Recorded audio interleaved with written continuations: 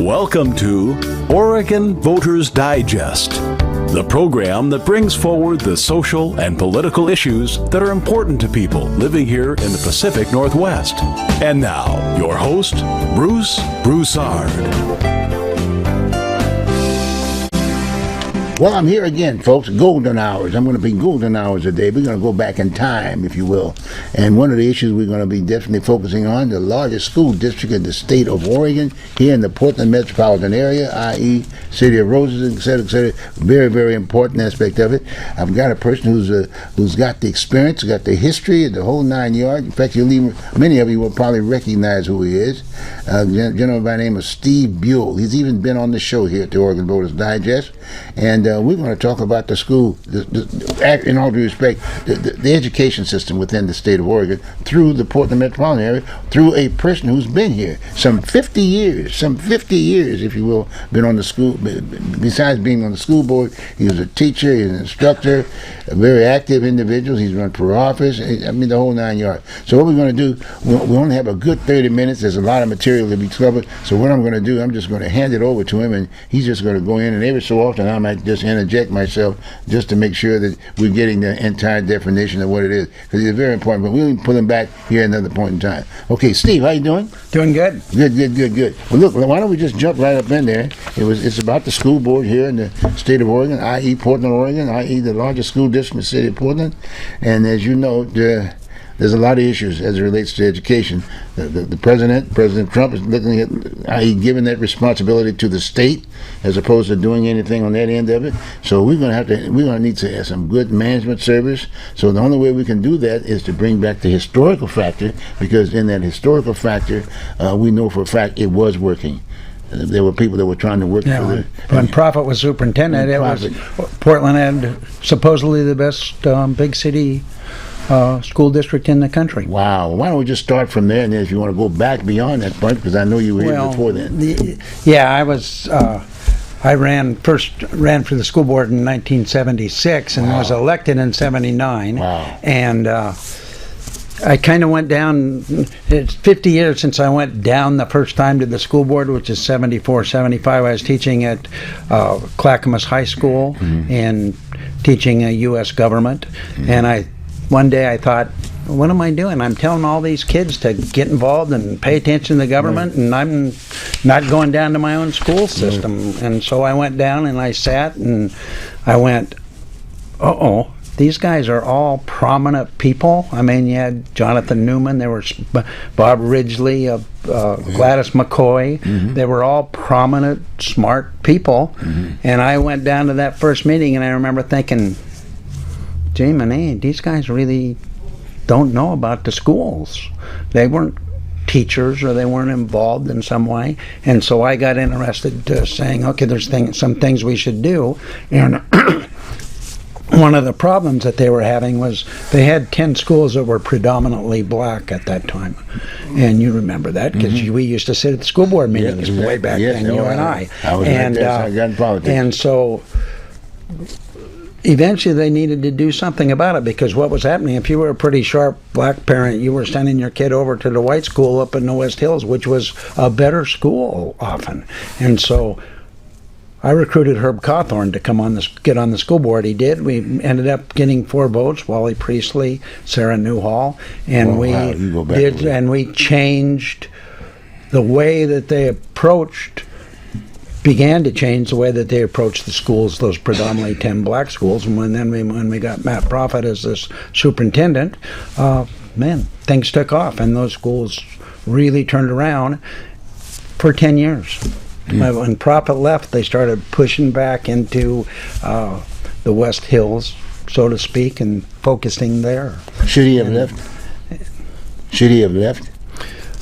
Oh, well, he retired. He retired? Yeah. No, he didn't leave for any reason. He just retired. Okay. But, yeah. Okay. Sounds good. Well, let's just get right down here. I've got this list of there. Why don't we just go right through the situation here? You talked about the fact that 50 years of following the school board, and we thoughts on school boards over the years. We talked a little bit about that. Well, yeah. One of the problems with the school board is that when people get on them, they seem to becomes more important to be important than to really focus on what's really good for children. And so they buy into the Oregon School Boards Association idea that what your job is to supervise the superintendent and to hire and supervise the superintendent and evaluate and let the superintendent do the work. Well, that's not really, if you read the state law is very clear. As long as you're following the law, federal, state, county, whatever, and as long as you're following your own policies, school board do whatever they want. And they don't tell them that. They even have told them in the past, I know, don't even go out and visit schools. Well, how do you know what's going on? How do you do stuff? And so that along with this idea of I want to be important, you know, Director Buell, Director Buell this, Director Buell that, and I felt important, but nothing really got done the second time I was on the school board. I did a couple things that were really pretty good, but it was hard to get stuff done when you're on the school board. And that's part of the reason is you come in without the idea, without the background. Now you got people on there like Eddie Wang who has the background, but what's he doing? He's important. He's the chairman of the school board, but what's he doing is the question. I don't know. Has he done some stuff? Oh, you've had chairmen of the school board, and what have they done? You're not sure. What have they fixed in the schools? And that's where they should be focusing, not, Chairman Wang. Okay. Now, let's talk about the... where is education today, and what can be done? I don't know. You got a mess going in education all across the country. What's the definition of that mess? Well, reading scores down, math scores down. Writing, they don't really test, but trust me, it's down because a lot of children aren't writing now. Used to be you wrote, and the writing helps the reading, and they've kind of moved away from writing a lot in the schools. Yeah, the basics. Yeah, reading, writing, and arithmetic. And the reading, one of the things that happens is this. I'm an administrator in a big school district. I want to make sure my rear is covered. So what I do is not come forward with my ideas necessarily. What I do is I borrow these national things that are taking place, and then I use those things in the school district. Now I'm covered. How can you argue, well, I'm just doing what is national? Well, for a long time the reading got messed up nationally. They quit teaching phonics carefully. There's a lot of things you have to teach in reading. And they kind of moved away from it. Is a kid understanding meaning in their reading? Are they understanding syntax in their reading? Are they understanding the phonics in their reading? They kind of moved away from that nationally, and they have a mess. Now they're kind of working on going back, but one of the things that they don't seem to figure out is how to teach the teachers to teach the reading so it works. And so you've got to teach the teachers. The teachers have to understand the phonics themselves and understand the order that you teach it in. Those are and I couldn't do it. I taught 43 years, but I could not teach reading the way it needs to be taught. But isn't that part of the certification process? But they weren't teaching it in the certification process in the universities. Right. They weren't teaching people how to really teach reading that was working. They had kind of a Lucy Calkins system, they called it, where you were guessing, you were looking at the pictures and stuff, but not doing the really solid phonics work you need to get started. And then there's all these other things that need to be taught. How do you set up your room so you're reinforcing the reading? How do you set up your groups? How do you set up how do you motivate children to want to read? How do you get them into good books? There's all these things that weren't really being taught. Somebody's doing a good job, evidently, as Eastern Oregon is kind of turning that around. Is that right? Yeah, Eastern Oregon College. But so that was a reading, but the math is different. The math, The math, they kind of have quit teaching how to do the math problems. They're into concepts. Do you understand the math concepts? Do you understand the fractions? As opposed to, do you understand the fractions and can you do the fractions? Because if you think about it, and I think this is a mess. This is where a lot of the mess in the math is.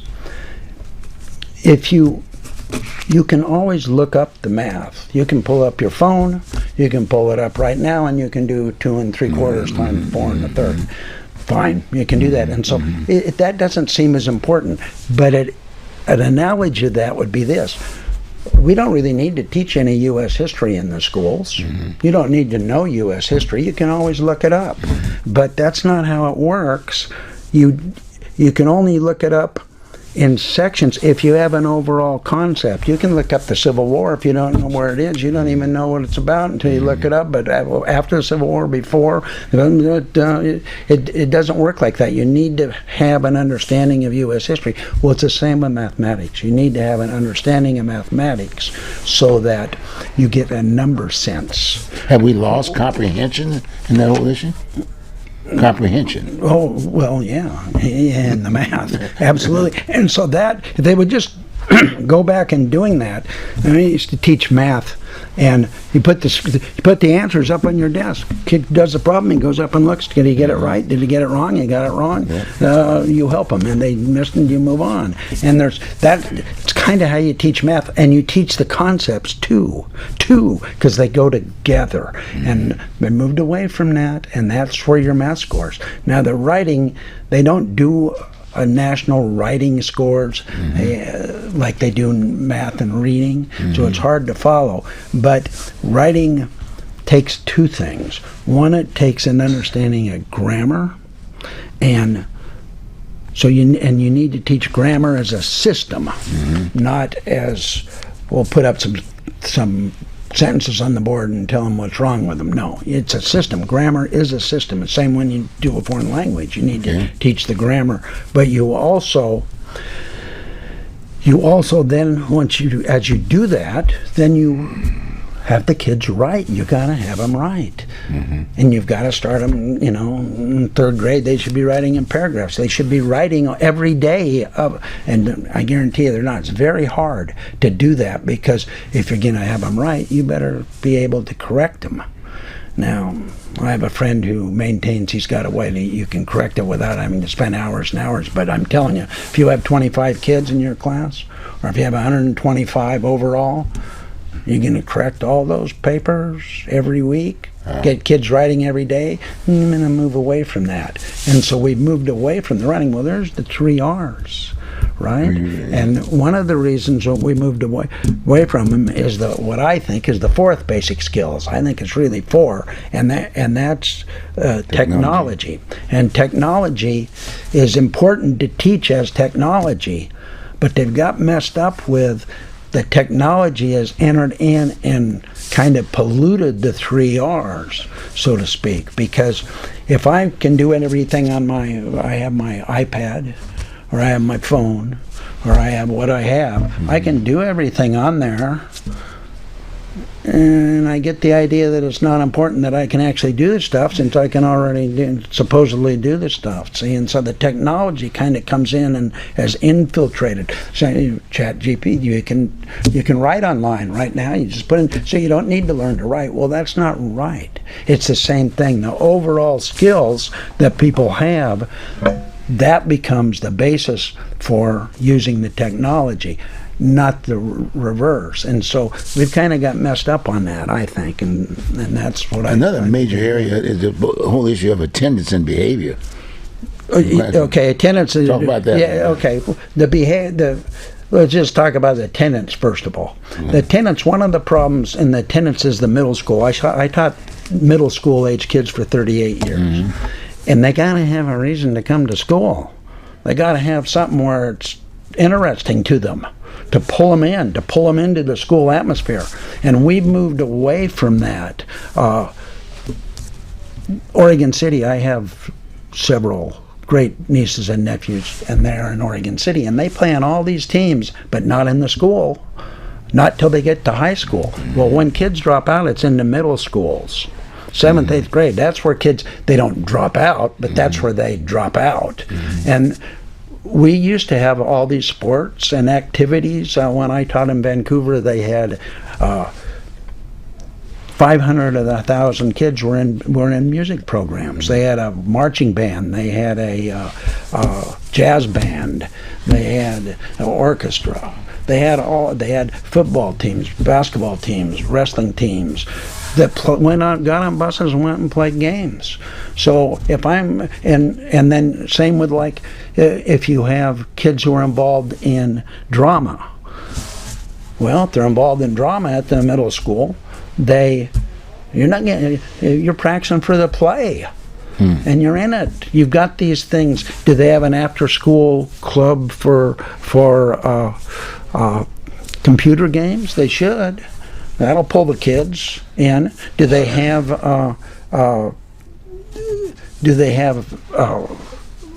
noon hour intramurals?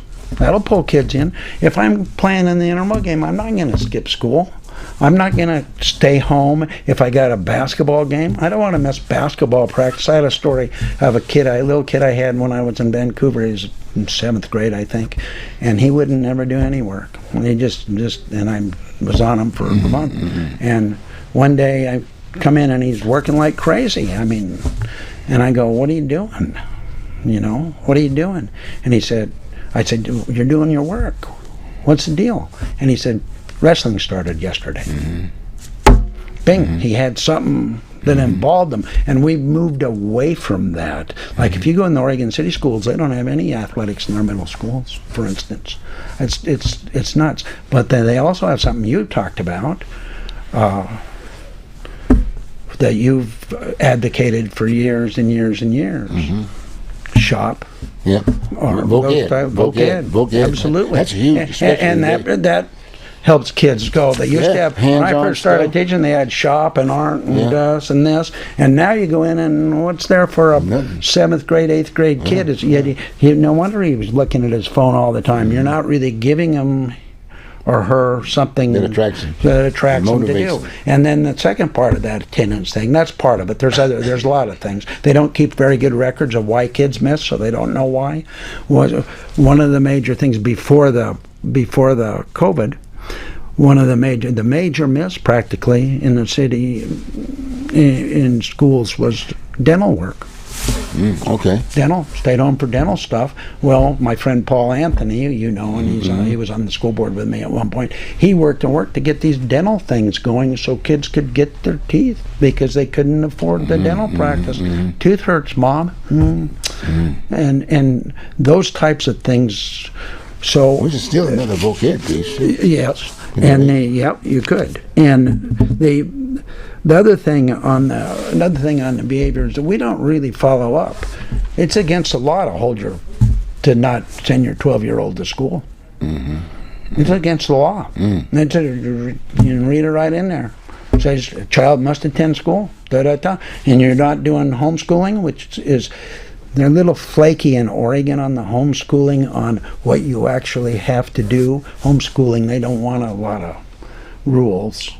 And so they have a pretty powerful lobby, really, in a way. And so, but they should you're supposed to either be in school, unless you're ill, have a legitimate excuse, or you're homeschooled. And they have an attendance, every school district in Oregon is supposed to have an attendance person. Right. And that attendance person is supposed to see to that attendance. Well, they've been kind of sloppy on it, in my opinion. And the other, and so if they would just force the attendance laws to a certain degree, and part of that problem is that I don't think that the system that deals with children through the state, I don't think they necessarily get coordinated that well with the schools. Do they send out and say, here, this kid's not attending? Then did somebody go out and say, hey, Mom, your kid's got to attend school. He's not attending. What's going on? What do we need to do? Blah, blah, blah. I don't think. Well, think about it now. You're adding another person, if you will, to basically enforce the. Well, you're supposed to have, so that person's supposed to be there. That's their job. Attendance, truant officer or something? Well, yeah, it used to have truant officers, Yeah, yeah. truant But they should come out, yes, but they have an attendance counselor. Yeah, something like I that. think it's a Okay. counselor Okay. now. And then that person should be out regularly. Well, are they? Well, and then the other problem, I think that's a major one, is the behavior problem of kids in school. It's gotten worse. And every teacher that I have talked to or read about, and I read every day education stuff all the time, and almost every teacher says it's worse now than it was. I went out with a couple old teachers who I taught with years ago, and for lunch, everybody they talked to, it's worse. And part of the problem, in my opinion, is that we moved away from punishment, which is correct. We should move away from punishment. The object for children is not to punish them, but it's to help them understand and change their behavior. But one of the things that I don't think that they picked up on is they confused punishment with consequences, and consequences are different than punishment. Okay. And consequences are, ahead of time that this is the consequence if you do A. Yeah. If you go out and shoot your neighbor, there's consequences. Oh, yeah. Supposedly. Supposedly there's consequences. But it should be that there's consequences. Right, well, in the schools, if you misbehave in certain ways, then there should be specific consequences, and those consequences should not be punishment. They should be the consequence of your actions. I used to have a rule in my class that if there's an example what I'm talking about, if you throw anything, I only had really 2 rules beyond stuff, but one of them was, if you throw anything, then you pick up all the paper and stuff on the floor. That wasn't a punishment. That was the consequence of doing that. And it was automatic. Kid threw something, all I had to say was, hey, be sure and pick up all the paper before you go home. He did. And generally, I only had one kid in 10 years in 20 years argue that. And it's a funny story, and we don't have time for it. But they mix those two things up. And for instance, they did what they call room clears for a long time. You know those? What room clears are? Room clear is, I'm a kid, let's say I'm a 4th grade kid or 3rd grade or something, and I start acting out, and I start throwing stuff. And it's endangering the other kids. I'm throwing stuff. So what they did, they took all the other kids out of the room and let the kid throw stuff. Well, let me ask you a little question here. Tell me one place in society where that happens. If I start throwing stuff around in the grocery store, do they take all the people from the grocery store out of the store so I don't hurt any of them? The movie theater? Can you tell me one place in society where... But that's how we got messed up with this mixing up punishment with consequence. Consequence is pretty simple. If you're throwing stuff around the room, you call the principal or vice principal, they come down and take the kid out. And if the kid doesn't walk out, then you take the kid out. Well, they made that illegal to pick up the kid unless the kid was in danger or someone else was really in danger, like he's starting to run across the road. You could grab him. Other than that, well, in 43 years, a couple times, I had a kid once who I said, step outside. No, 6th grade kid. Nah. What's this business about? But so I picked him up and carried him out and all. It didn't hurt him. He put his feet on the wall, and I put him on the wall. But the rest of the year, I never had another kid tell me no, not to talk to him if I wanted to talk to him. No, I mean, it was a consequence. It wasn't a punishment. Okay. It was a consequence. Okay. Now the other thing is that, guess what? We got someone's got to pick up the tab for this situation. We got a bonding situation like right now. There's always a bonding. $1.83 billion. I mean, look at the situation that we're in today, if you will. Taxpayers are being asked all sorts of deals from the standpoint of adding more to their budget, if you will. But the consequence, they don't have the money. They don't get the money. What do we do about that? What do you do about that? Yeah, the bonding issue. Well, the bond, in my We're moving pretty fast, but it's fine. In my opinion, we did a bond when I was in the school board in 2017. I think it might have been 2016, and the bond that was Lincoln High School. And the guy who was running the money in Portland was a guy by the name of Yusef Awad, and he was excellent, big time. He was really good, and he wasn't in it for himself at all. He was in it for the children. He was really good. We made him interim superintendent twice when I was on the school board, and I think after Prophet, he's the best superintendent they ever had, really, in terms of really focusing and getting things done. We did a couple things that we hadn't been able to do for 20 years, but he helped us get it done. Well, he hired a guy by the name of Jerry Vincent to run that bond. Jerry Vincent had done 17 bonds, and probably pretty successful, or he wouldn't have hired him. So here we are in the bond. Well, in comes Guerrero. I went off the board.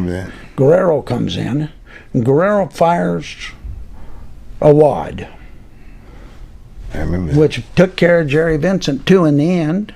Jerry Vincent either quit or fired. I don't know the particulars of him. I know that he fired Awad, which was stupid because Awad was, in my opinion, it was stupid because Awad was the best guy they about ever had. And that bond that Jerry Vincent, see, there's two parts to the bond. One is setting the money, how much, but the other is bringing it in for the money. Well, there are two parts to it.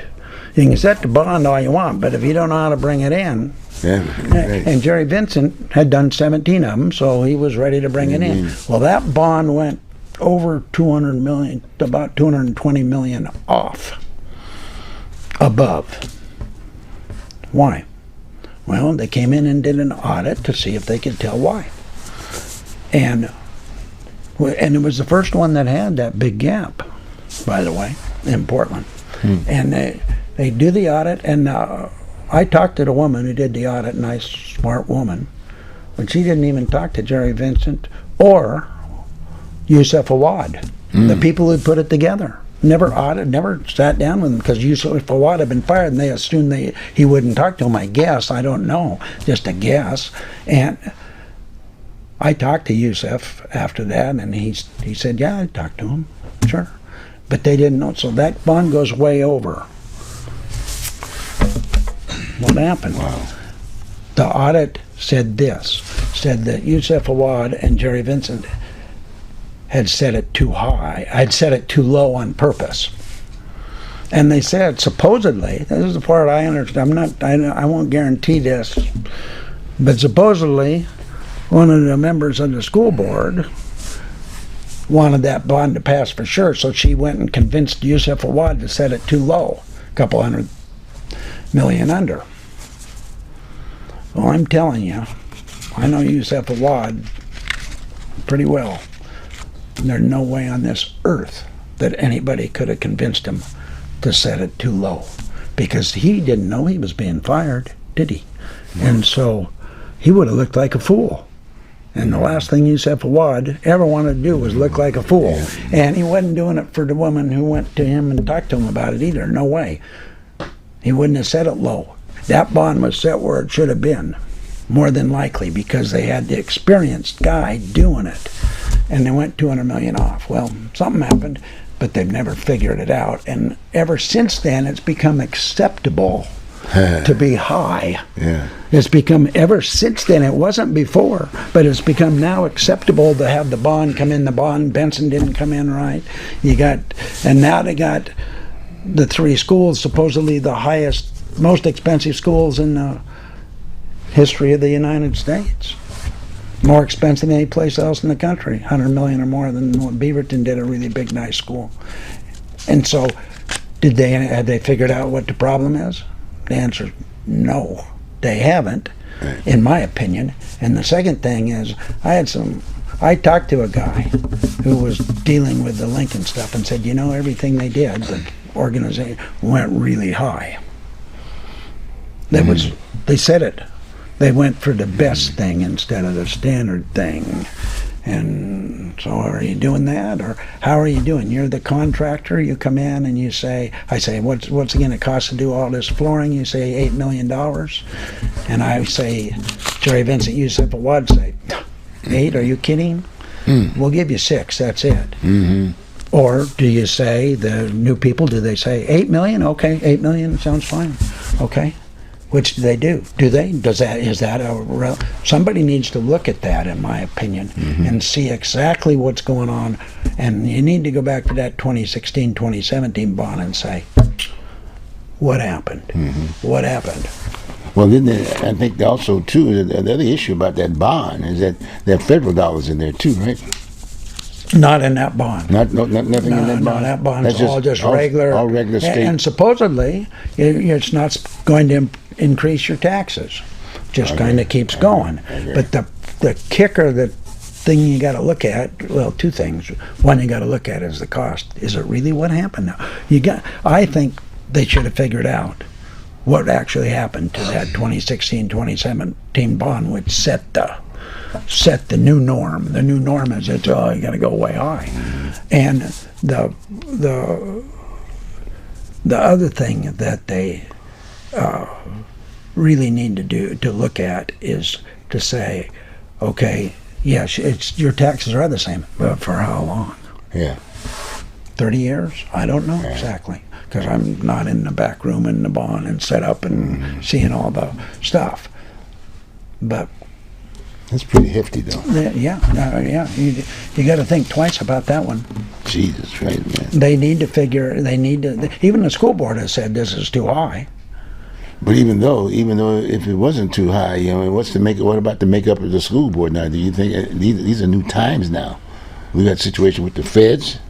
Yeah, the feds are cutting quite a bit. Maybe $735 million out of Oregon's budget. Yes. And that money goes Title I, which is a lot of it in Portland. Yeah. Title I is it's all designed to help children who are struggling get better, and it's going to special ed. Yeah. And special ed, you're going to cut back on special ed. Yeah. Geez, you probably need more special ed, not less.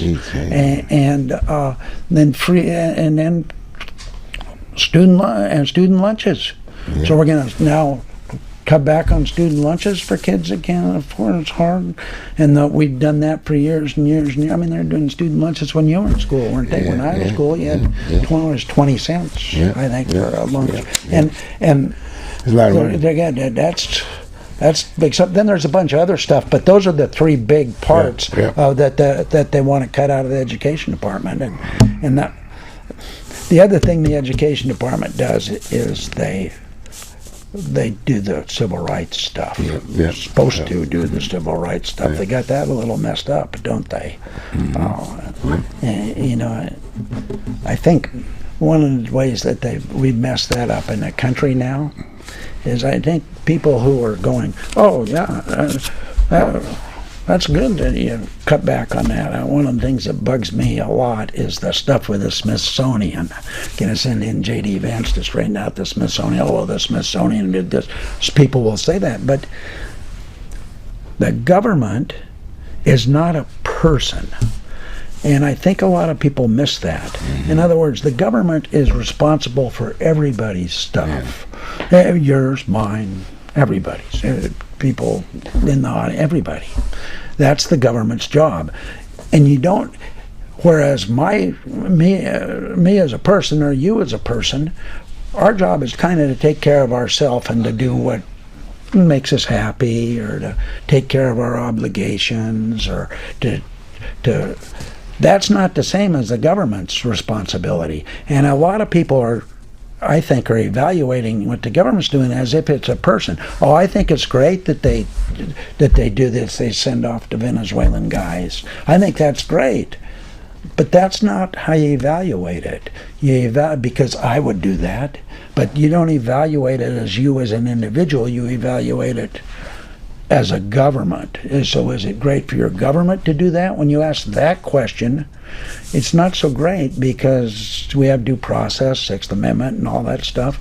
You got to look at it as a government, not as what I think is right or wrong. But government is defined as a government of the people, by Yes, the people, exactly. and for That's the what I'm people. saying. That's But what it's I'm not what I think's right or wrong. Right. It's what's right and wrong for But everybody. that's voted on, maybe. And And we it's got a right or system. wrong for everybody. It's Yeah, not. yeah. And too many people, I believe now, are looking at it as if the government was a person.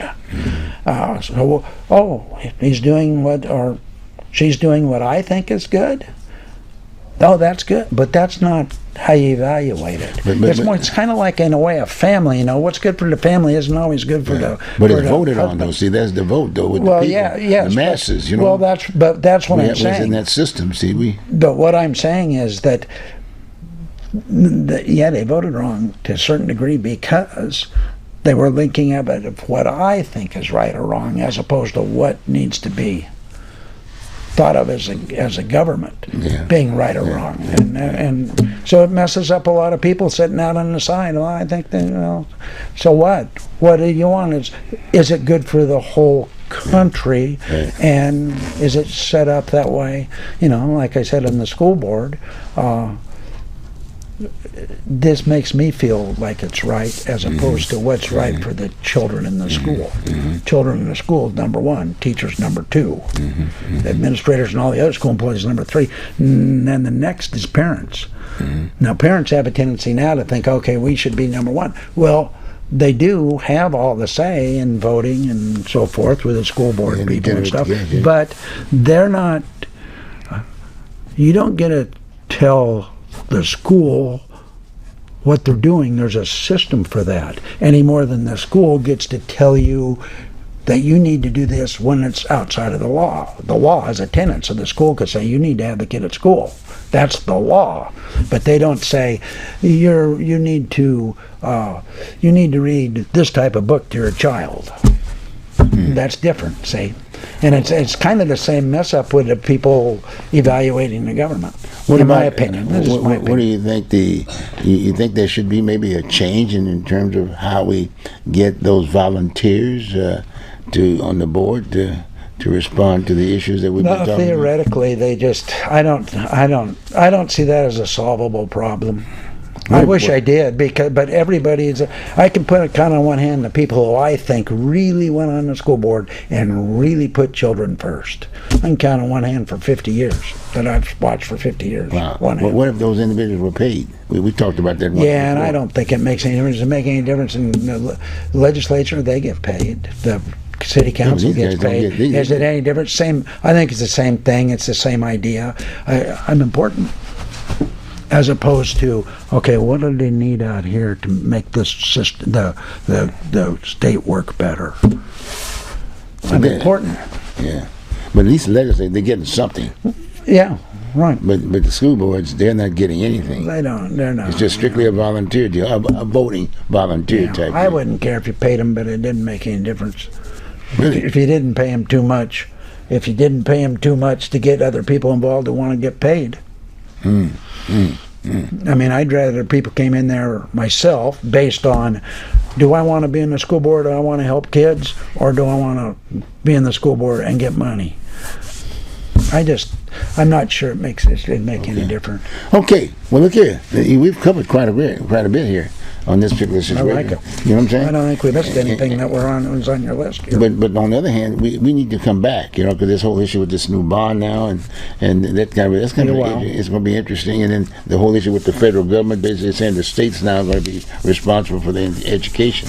Well, you know, but they're still designing what that's all about. There's one more thing on that education Get out of here. deal. The education department, if they dumped the whole thing and they kept the money and kept the helping out where they did and kept they make some stupid they've done some stupid stuff in the last 20 years. Obama did some really, they went to all this national testing. And I put together a group, you know, I was one of the 6 people who put together a group that was the anti-testing, because they got so focused on the testing that they forgot about the learning. And a huge amount, not entirely, of course. But so if they got rid of the education department, if they kept all the money and kept the civil rights stuff, it wouldn't bother me any. But they're not doing any of that cutting with any nuance. You know, they need to cut it with some nuance, and they haven't. I mean, the stuff they did with No Child Left Behind and the stuff they did with the testing, that was not good stuff. That wasn't helping children. And the English is a second language. Well, no, that's different. You need that. Yeah, Absolutely. Okay. Yeah. But those things that they did in the Okay. education department. Well, I tell you what, we got weren't that good. some more issues we're going to want to talk about, and let's say this for this time. Let's hold off, and I'll get you back on here because some things are happening now. As you know, things are happening right now, and I think we need to have. Unless you're sent off to Venezuela No, me. or sent off to El Salvador for talking out here, Bruce. You want to talk about that one? You want to talk about that? That one's that's easy very one. interesting, very interesting. You have the Well, Sixth okay, Amendment, which okay. says every person, not just Okay, citizens, okay. have a right to due process. End of story. It's not. Well, like I said, it's not- the focus now is Oregon. We're just trying to see what we can do about Oregon here, and especially Portland, because you know we are the living room, if you will, of this state. They're all going to have. I mean, Portland on when they did the teacher strike. There's been kind of a change in the education, the Portland Association of Teachers, to some degree. When they did the teacher strike, they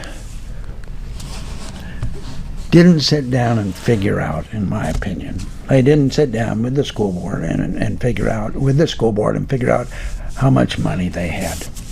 They got it done. How much money do we actually have in order to know what to do? And now they've got a problem. They got teachers. But that wasn't their charge, though. The teachers ran that piece.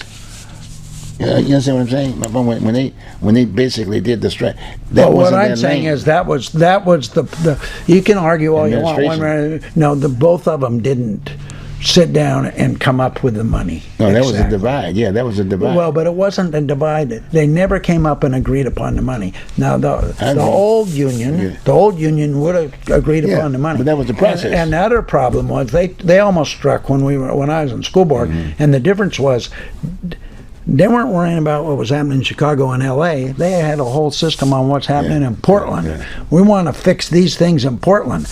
And the last teacher strike was, okay, here's what they did in L.A., here's what they did in Chicago. Well, yeah, was that what we needed? Maybe, maybe not. But what they didn't do was sit down at the start and say, this is how much money. Why don't we break at this point, and then I want to break at this point, and then at the same time we'll talk about this a little bit more, because I think it's a very important point. Yeah, no, I've said pretty much what I want to say point. on that. Okay, anyhow. good. So what we'll do, we'll have John Sweeney here to spend the rest of the time with you. Yep. And I'll be here. I'll take off. Sounds great. Yeah. Okay. Sounds good to me. Okay, Steve. All right, I really appreciate it. Always fun. All right. Always fun. Good, but thanks very much. Okay. Okay. I'm sure that the viewing public will like what the points that were made, and we'll be able to add to that. Thanks again, Steve. Okay, buddy. Talk to you. Nice to see you. Pleasure. Okay, John, we got a few minutes here. Let's go on and see if we can pop a few things on the table here. Remember John Sweeney? Okay, John is here, and again, like I said, this is kind of like an education hour, so to speak. I mean, that's all it is now. We got to do all kinds of things are happening. We got a new city government aspect of it, and a lot of things are happening at that point in time. And so what we got so much time here now.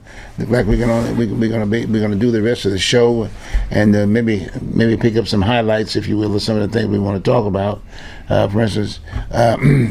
I want to get back to parks, because you're the man with the parks, and maybe we have enough time to maybe spend on that particular piece, because just recently, I guess PGE, our light company, if you will, basically saying they want to be cutting an area out and some trees and on a park, and I guess folks got very upset about this whole piece. What do you think, John? Let's talk about it. Where is it located? And well, they were going to do that in Forest Park. And where's that located here, kind of like? That's along what they call the West Hills, which is the Tualatin Mountains, which runs from basically Council Crest in southwest and swings along the west side, and it goes along the Columbia River, clear to almost to the coast, and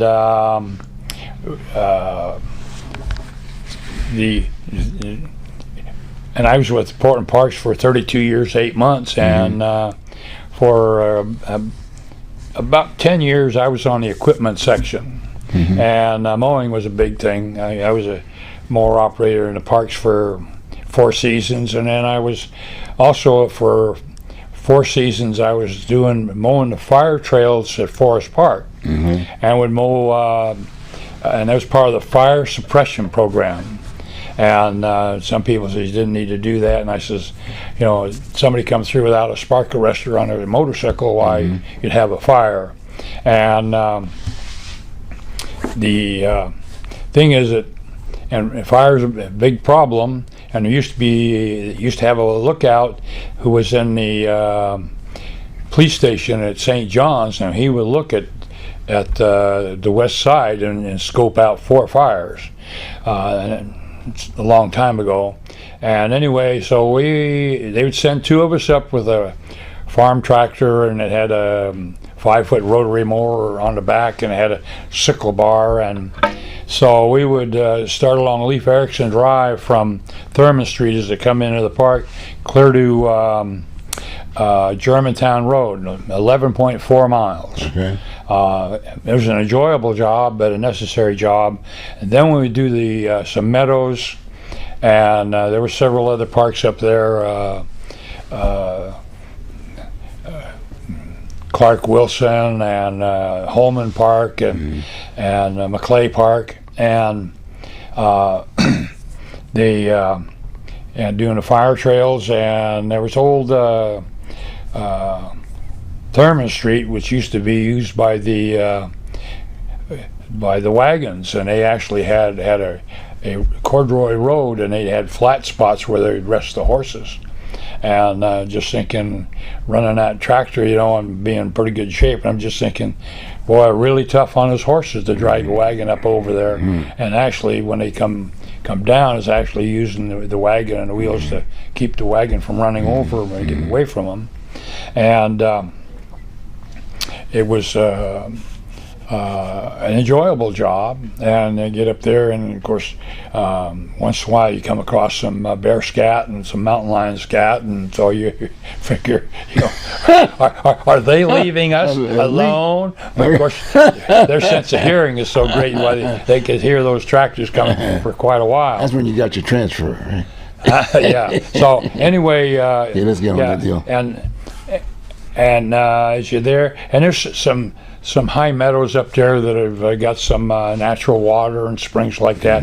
So the one that they're talking about, where they're going to put this new power lines through, and we need power. Make no mistake about it, because they want more people to go to using electric vehicles. So you better get the power out there, and then you actually have more people using more power, such as for air conditioning your homes, and more. Is it just for another area, or is it just kind of like a bump up, like you're going to be getting more power coming in, so you have to have something to accommodate it, so to speak? That's correct. So there's going to be more power, and and they have to have lines coming up there. Right. And so when we were there was some lines there, and we mowed underneath the power lines, and that was to because if you come to an area, say 20 by 20, and it's mowed and it's smoldering, and a couple guys with big shoes could go stomp it out.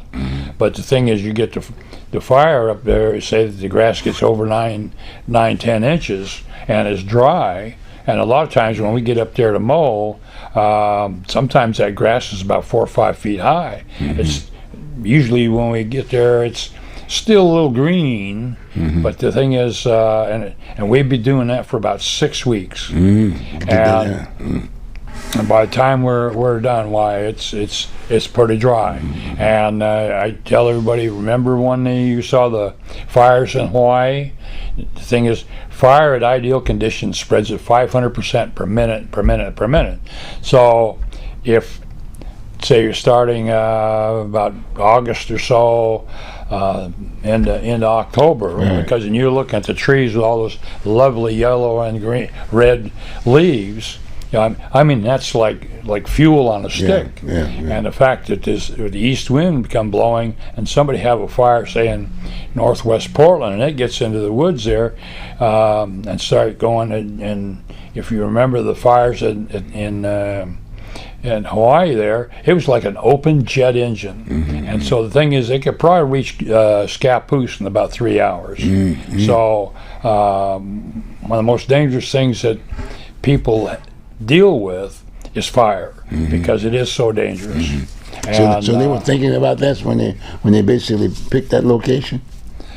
well, it's I think it's a shortcut from northwest Portland into Tualatin Valley. In other words, you're talking about Beaverton and Hillsboro and all those areas, and they're trying to get more of these high-tech places, and they need more power, and so you got to get the power to them. And we're Not trying to push it, but I got some timing aspect of it. But I'm thinking about we got the new city form of government, and I guess the city council is the one that voted this down, right? and the thing is that you think they this haven't- thing is bad with the city council.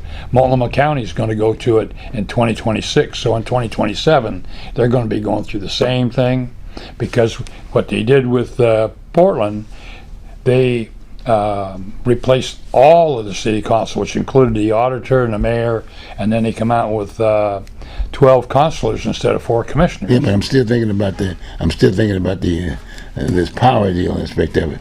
Are they going to be putting another? The county's going to be looking at a location within the county. I'm going back to the issue. Yeah. Well, the issue about this issue here, Okay. and they've been talking about it for a few weeks. Right. And the thing is, with the politicians, it's kind of like there's a hot subject, and they all want to get in on it. It just like a few years ago, the top issue was education. Say, Right. now if you were running for dog catcher, they're going to ask you to run for dog catcher. What are you going to do about education? And actually, it would be nothing. Right now, everything's about homeless. So you got all the people into homeless, and so they all want to do something. And when I was running for the city council, I says, you need to go back to Resolution A, and Resolution A in '81 is when the county took over all the social services, the jails, and the bridges. And the only reason they got the bridges is because nobody wanted them. And so if they'd have the city running the homeless program, and then the county running the homeless program, because that's their ball game, Right. then the thing is, the city and the state would back them up with, say, some property and zoning and that kind of stuff. Yeah. But the thing is, so you have one set of people who are doing that, instead of all of these organizations with a lot of hierarchies, making noise and trying to outdo the next. But that's what we're living with today. That's what we're dealing with today. Today. And then in 2027, when the county's under the new system, it's going to be a real cluster. And Okay, so let's get back to the city. Okay, Yeah. And the city has basically said, okay, we do not want that piece. I guess it was pretty well placed on the table by the present city manager, Jordan. Yeah. He was the guy that basically put it on the table. That's where everybody went, because he basically handles all the bureaus, right? Yeah. You got my point? And so now, the question now, I guess the mayor has to kind of talk about that on his new budget, so to speak, right? Because there's a cost involved. Yeah. Okay, and whatever that means, And then the fact of the matter is, parks are a priority here in the city of Roses. Got my point? Well, the before all this started, say, and before COVID, the deal is the best place on the West Coast was Portland. Mm-hmm. And through the grapevine, all the people that were going to be on the dole, they knew to come to Portland because it was the best place. And then I went to Aberdeen Proving Grounds, Maryland, for my officers' basic and advanced, and talked to a local party. And Baltimore, Maryland, was the best place on the Eastern Seaboard for that type of thing. And they figured, it must be almost 20 years ago, the more they did, the more they should do. And they were getting, so there's little money left over for the people who were paying the taxes. And so one year they just shut it down, which was easy the 1st of July, but when it come into September and October, started getting cold, they come to the city and said, no, you go out there to the Goodwill and Salvation Army and your churches, because we're not in it, because there's not enough money. And this is the problem that, in fact, I have a son that's with the city and a neighbor that's with the city, and they haven't heard a thing. So the next door neighbor who says they had a little meeting that something was going to happen, but they haven't got anything that come down specifically. Well, I guess I'm still going back to the parks aspect of it. Okay, and then the parks, Yeah. usually, when I was with them and I retired at the end of '97, I mean, we were probably the best park system in the country, and it had been working good for a long time, and everything was just really working good. And then the deal is, had some people mess it up, and the fact is that when the money gets short, because our objective is to have safe, clean, and green parks. So when the money gets short, well, then you give up on some of the green, and you still try to have the clean and safe. Because if it's clean, generally it's safe. It's like when you're doing a GIA an inspection.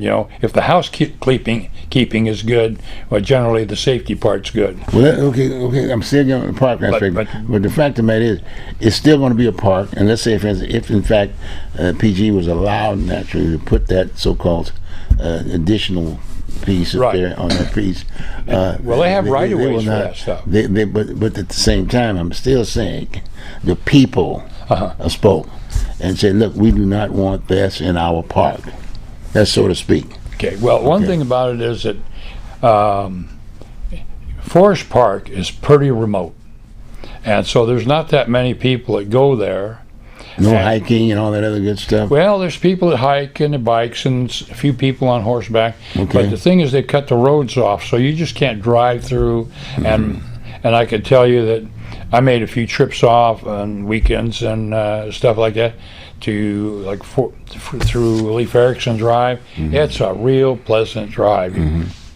You go up there and you're just tootling along about 15 miles an hour, and you stop here and stop there because there's viewpoints. It was really nice, and especially if after we mowed the grass, so that you can pull over and put out the blanket, and picnic and all that kind of stuff. And that's part of Forest Park? Forest Park, yeah. Wow. And no wonder. In fact, these meadows and stuff with the ponds and estuaries and stuff like that, a lot of them are at 1,000 feet above sea level. So they have these water that comes out of the ground here and there, and it's in natural areas. And